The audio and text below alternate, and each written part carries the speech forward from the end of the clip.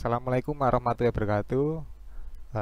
Anak-anakku, masih berjumpa dengan saya, yakni saya hari ini mengajar prakarya di kelas 9. Anak-anakku yang kami cintai, pada kesempatan yang berbahagia ini, pertemuan yang pertama, kita akan mempelajari tentang prakarya. Pasti anak-anakku sudah tahu bahwa di dalam prakarya itu ada 4 poin pembahasan yang akan dibahas di dalam mata pelajaran prakarya. Yang pertama adalah tentang kerajinan, yang kedua adalah tentang rekayasa, yang ketiga adalah tentang budidaya, yang keempat adalah tentang pengolahan. Anak-anakku, pada kesempatan hari ini kita akan mempelajari tentang kerajinan. Nah, di dalam kerajinan itu bermacam-macam. Sebelum saya akan menjelaskan, kitab yang saya pakai dalam mengajar ini adalah kitab prakarya yang berada di gambar ini.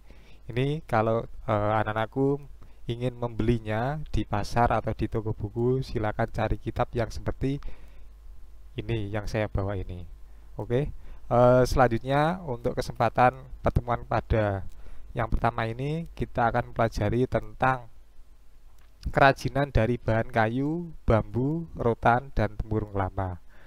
Anak-anakku sudah tidak asing lagi dengan bahan kayu, bambu, rotan, dan tempurung kelapa ini. Oke, kita mengetahui terlebih dahulu karakteristik dari kerajinan dari bahan kayu. Bahwa kerajinan kayu atau bahasa Inggrisnya woodcraft merupakan produk yang sudah lama ditekuni oleh masyarakat Indonesia. Bahwa setiap daerah memiliki motif kayu atau corak ukirnya masing-masing sesuai dengan kondisinya. Di kayu memiliki macam-macamnya. Pertama ada kayu jati, mahoni, pinus, sawo, nangka, dan kelapa. Nah, ini adalah contoh kayu. Ada 6 tadi. Yang nomor pertama ini adalah kayu kayak apa kira-kira? Kayu jati. Ya, bentuknya agak kuat. Itu kayu jati. Yang kedua adalah kayu mahoni. Kayu mahoni ini juga seperti kayu jati, sifatnya adalah kuat. Yang ketiga kayu pinus. Kayu pinus ini biasa dipakai untuk kerajinan foto booth, kursi atau meja-meja yang berada di kafe. Pasti sudah tahu. Yang keempat kayu sawo. Kayu sawo ini bentuknya warnanya agak hitam, ya, hitam pekat. Dan kayu nangka. Kayu nangka ini bentuknya agak kemuning, ya, kuning. Dan terakhir kayu kelapa. Nah, kayu kelapa yang mempunyai serat yang lebih besar seratnya. Oke, selanjutnya ini adalah contoh kerajinan dari bahan kayu. Yang topeng ini adalah topeng dari kerajinan kayu jati. Untuk yang miniatur perahu juga diproduksi dari bahan kayu. Oke, selanjutnya adalah dari ranting kayu. Kita harus mengetahui dulu juga tentang ranting kayu. Ranting kayu itu apa, Pak? Ranting kayu itu yakni cabang dari kayu yang ukurannya kecil, ya, hingga besar. Teknik yang digunakan dalam kerajinan kayu adalah konstruksi. Apa itu konstruksi? Konstruksi adalah membangun ditumpuk-tumpuk, ya, ditumpuk-tumpuk. Ranting kayu contoh kerajinannya adalah tempat pensil dan bingkai foto. Ini ya, yang pertama bisa untuk cermin juga, cermin dari ranting kayu juga dipakai untuk kursi, meja dan kursi. Selanjutnya adalah rot bambu. Itu gambar bambu ya. Bahwa bambu tidak akan ada habisnya selama kita menjaga dan melestarikannya. Bambu memenuhi syarat untuk dijadikan sebagai kerajinan, yakni bambu yang tidak terlalu tua dan juga tidak terlalu muda. Jadi sedengan ya, gak ketuaan dan gak kenomen.